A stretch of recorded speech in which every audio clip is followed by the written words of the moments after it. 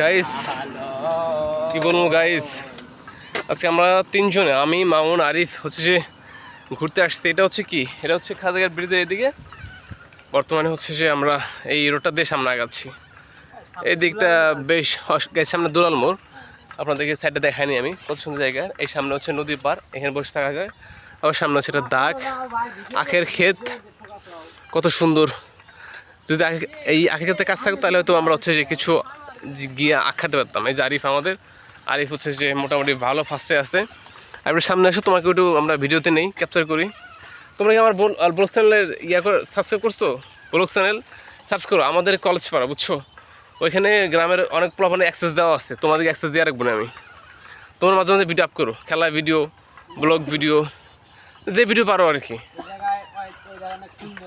হ্যাঁ guys, guys ঠিক এত শান্তির ঘুম গাইস।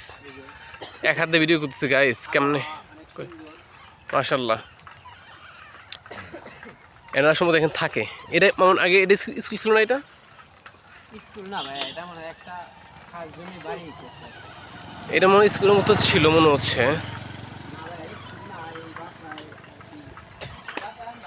গাইস রাস্তাটা ভেঙে গেছে গাইস, রাস্তা ঠিক মতো লোক নাই। ও এন থাকে তাহলে না,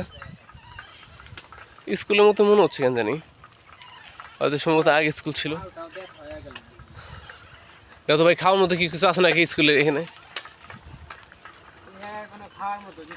মানে আই মিন গাছের না না, দোকান থেকে না, দোকান নিয়ে সবসময় খাই তো, ফলমূল টাইপ কোনো কিছু।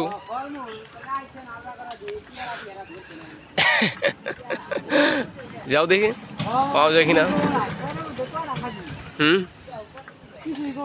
সর তো মেলা গাইস, হাত ব্যথা গেছে গাইস। হ্যাঁ দোয়া করে দিলাম চাচা বা কাকা, আপনার হচ্ছে যে কুশাল বৃদ্ধি পাবে।